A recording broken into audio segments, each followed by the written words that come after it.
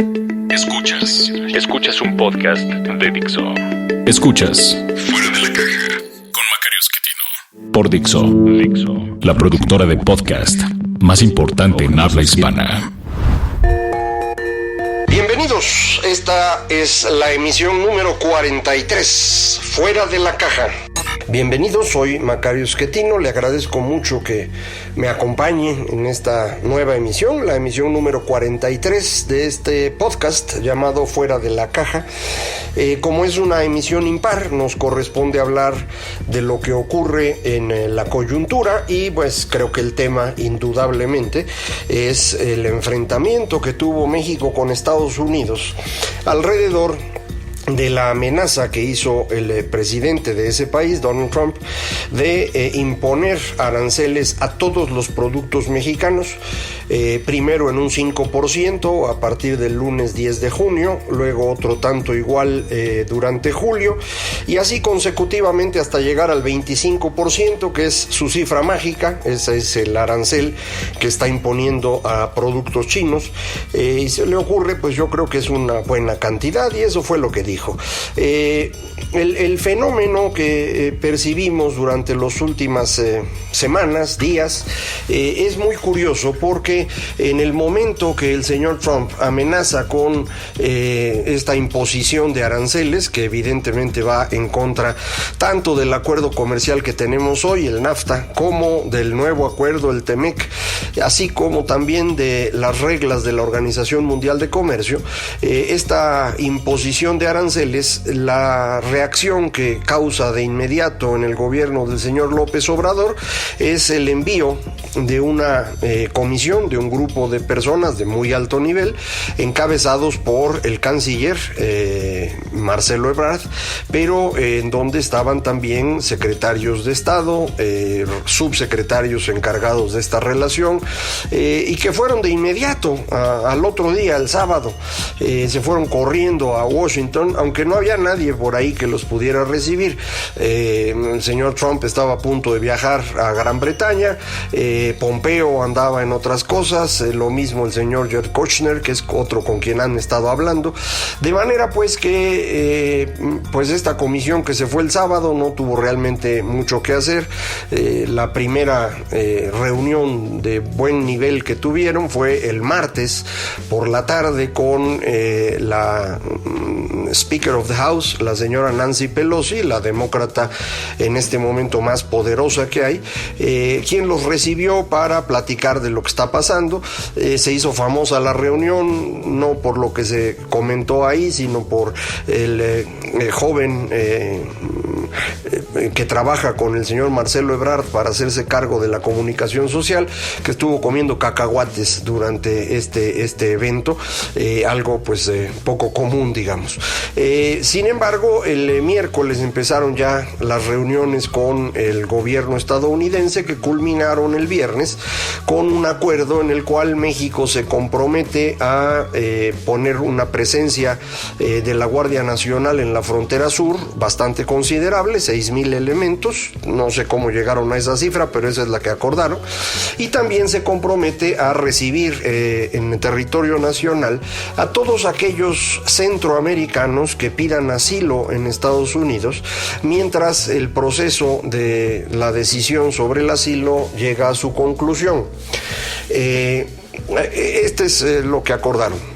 Cuando se anunció el asunto de los aranceles, mi opinión, que compartí en medios de comunicación, incluyendo en mi columna, era que esto no tenía sentido, que el señor Trump estaba amenazando sin tener cómo cumplir esa amenaza, no porque no pudiera subir los aranceles, sino porque esto lo obligaba a declarar una emergencia económica nacional, algo que no era fácil que los estadounidenses aceptaran, y con esto me refiero al Congreso de ese país, que de inmediato pudo haber rechazado esta declaración y dejar sin sustento el 5% de arancel.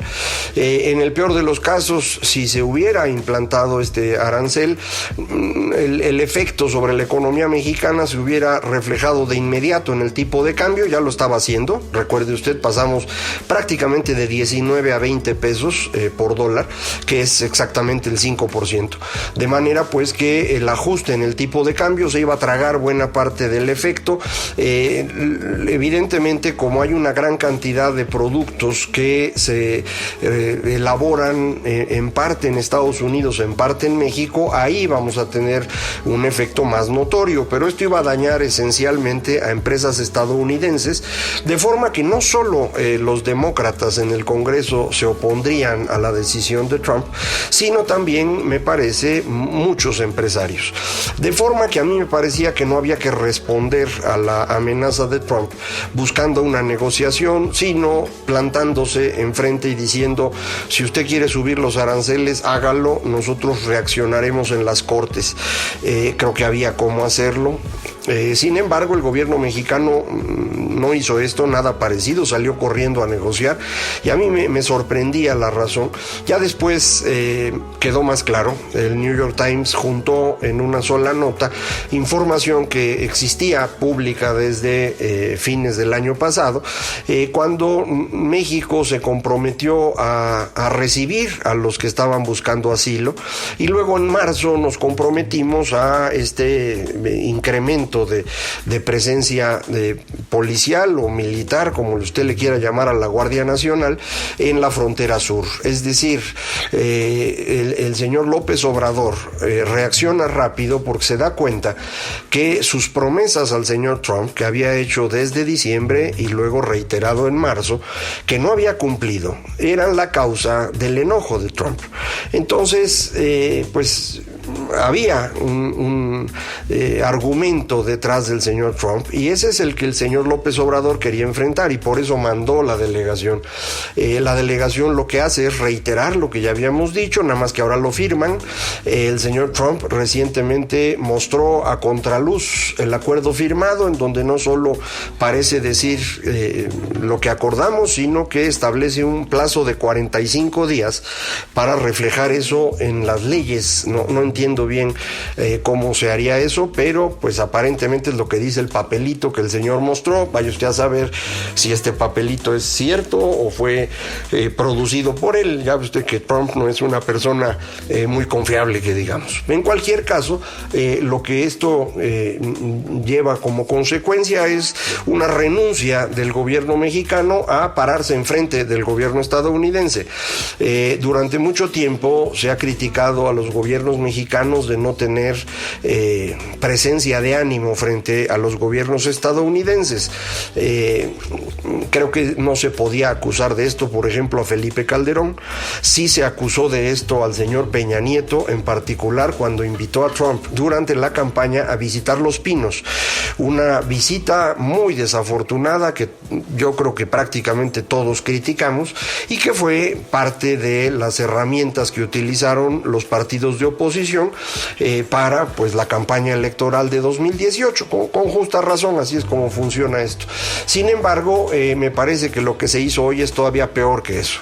No solamente se le dio un triunfo político a Donald Trump que le ayuda en su proceso de reelección, sino que efectivamente parece haber un acuerdo firmado en el cual nos comprometemos a hacer cosas que no son nada sencillas.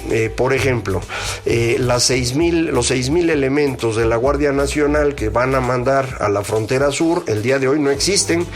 Entiendo que los primeros 1,500 elementos van a egresar en estos días, pero 6,000 no tienen. Entonces, pues a lo mejor será Policía Federal o militar o naval con nuevo uniforme. Vamos a ver qué es lo que mandan, pero algo van a tener que hacer porque pues tienen la amenaza de los 45 días.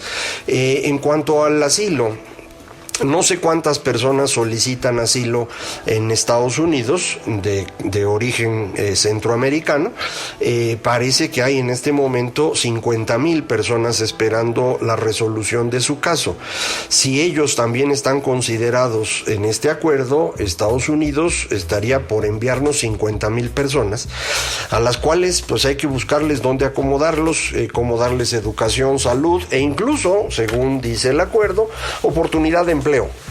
Me parece a mí muy bien que se ayude en todo lo posible a quienes están en esta terrible situación de emigrar por condiciones ya sea de riesgo político o riesgo de sus personas, por eso piden asilo. El asunto es que no veo de dónde van a sacar los recursos para hacerlo. Esto van a tener que probablemente reflejarlo en cambios presupuestales, y a lo mejor eso es a lo que se refiere el señor Trump con sus 45 días. En el mes de mayo ya hubo 144,000 centroamericanos intentando entrar a Estados Unidos. Insisto, no sé cuántos de ellos piden asilo, no sé cuántos van a entrar en el proceso y entonces no serían enviados. El proceso de asilo en este momento ya está tardando 2 años en resolverse. Si continúa el ritmo de crecimiento, es muy probable que esta cifra crezca. Prácticamente se duplicó en los últimos 18 meses, de forma que vamos a tener que dar asilo a estas personas. No se llama asilo, pero les vamos a dar la oportunidad de estar aquí por 2 o 3 años. Si a los 2 o 3 años no les dan asilo en Estados Unidos, yo me pregunto qué vamos a hacer.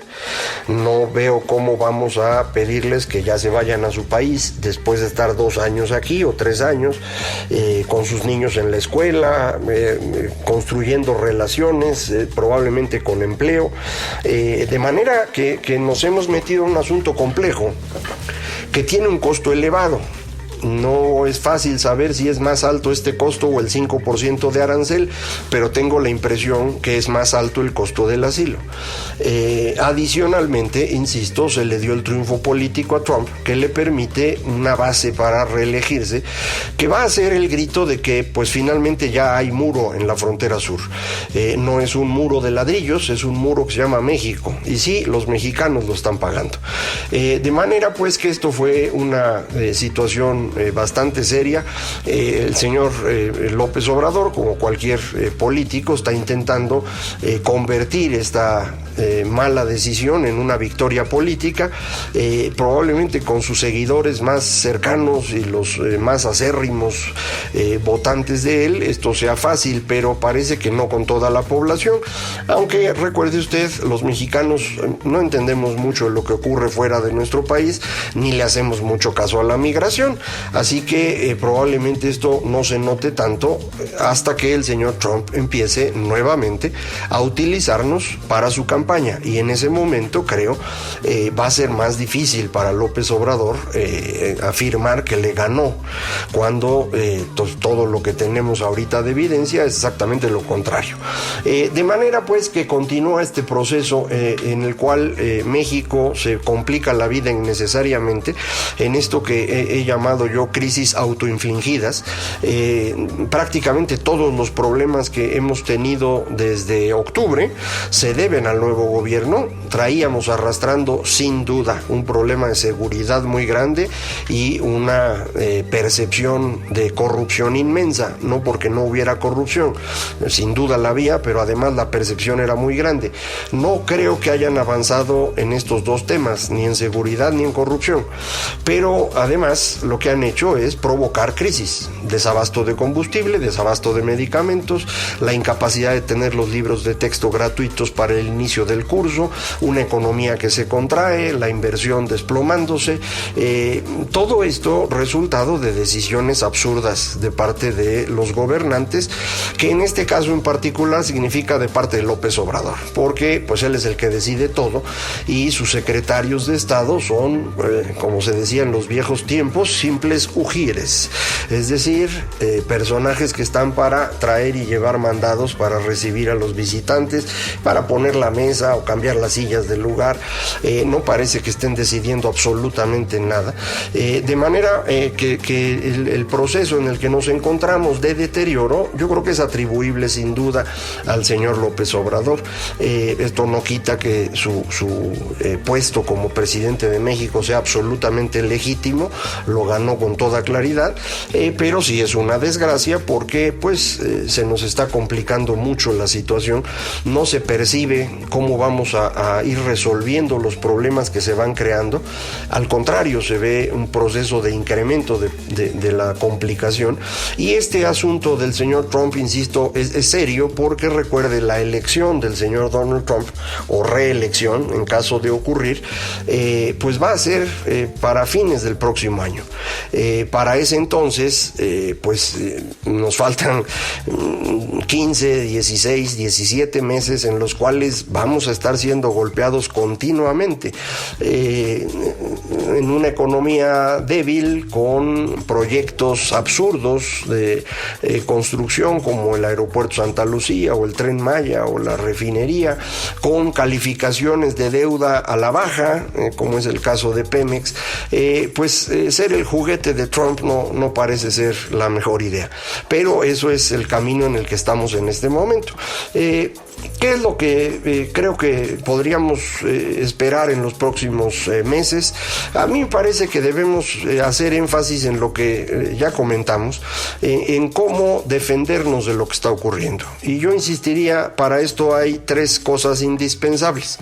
La primera es evitar que la democracia desaparezca, y esto no es un asunto teórico, es un asunto ya casi de emergencia.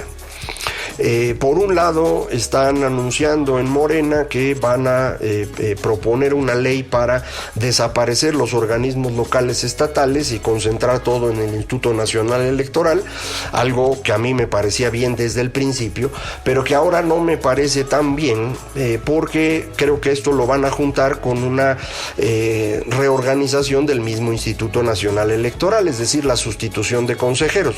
Si hacen esto con el mismo criterio con el cual sustituyeron consejeros en la Comisión de Regulación de Energía, en la Comisión Nacional de Hidrocarburos o en el Instituto Nacional de Evaluación Educativa, pues esto va a ser una tragedia. Ahí están eligiendo, en 2 de ellos ya lo hicieron, en el Instituto Nacional de Evaluación Educativa están por hacerlo, están eligiendo incompetentes que se subordinan fácilmente. Esto es un peligro en el caso del Instituto Electoral. Adicionalmente, estaba la iniciativa de la revocación de mandato, que ocurriría de forma concurrente con la elección intermedia, así como la implantación de consultas populares con límites muy bajos para que sean vinculantes. Esto es gobernar a fuerza de plebiscitos. Esto le puede sonar muy bien a algunas personas, pero en el fondo significa quitar el control del poder de la clase política para enviarlo exclusivamente a la persona que promueve todo, que insisto es el señor López Obrador. Permitirle competir por revocación de mandato destruye la estructura del presidencialismo, pero al mismo tiempo le da la ventaja de utilizar todo el poder del Estado y toda su carisma personal en una elección intermedia en donde se renueva la Cámara de Diputados y se eligen 12 gobernadores. Eso es lo que quieren, en el fondo, tener la mayor cantidad de poder posible. A mí no me parece que sea buena idea esto. Creo que esto daña significativamente la democracia. E insisto, esto no es un asunto que va a pasar dentro de 3 años. Es un asunto que va a decidirse muy pronto. Para eso habrá un periodo extraordinario en el legislativo en donde van a discutir estos temas. Y esto puede ocurrir tan pronto como 1 semana, 2 semanas, no creo que más tiempo que eso. De forma que esté usted atento, porque pues es el primer paso que tenemos que hacer, evitar que la democracia desaparezca. El segundo es evitar la destrucción institucional del país, que tiene mucho que ver con lo que ha estado ocurriendo no solo en materia del gobierno federal, sino ahora incluso en los centros de investigación a los cuales se les reduce presupuesto, se está descalificando a los investigadores, se les impide salir de viaje, aunque esto dicen que ya lo están corrigiendo. Recientemente el subsecretario de la Secretaría de Educación Pública, Luciano Concheiro, habló de una digamos, élite académica que recibe pagos extraordinarios, y en el fondo lo que quieren es eso, mediocridad en todas partes. Es lo que ellos conocen, es lo que ellos son. Entonces, pues es lo que están intentando. Una vez que hagamos esto, frenar la destrucción de la democracia y evitar la desaparición de las instituciones, necesitamos construir un discurso atractivo a las mayorías para recuperar el camino que llevábamos, un camino, creo yo, de democracia y crecimiento. No quiero que regresemos a la época del PRI, ni mucho menos, pero sí a ese camino que habíamos iniciado hace 30 años de apertura comercial, de inversión extranjera, de creación de nuevos espacios para quien tenga interés y ganas de lograr las cosas, y eso es lo que no debemos perder, pero necesitamos construir eso. Entonces, bueno, como puede ver, casi cada uno de estos programas impares de Fuera de la Caja está peor que el anterior, pero yo no tengo la culpa, yo nada más se los platico. Muchísimas gracias por acompañarme. Vamos a seguir platicando aquí mientras se pueda. Recuerde usted, Macario MX, en Twitter, @Macario MX, correo electrónico macario@macario.mx, página electrónica www.macario.mx. Muchísimas gracias por acompañarme. Esto fue Fuera de la Caja. Dixo presentó Fuera de la Caja con Macario Schettino.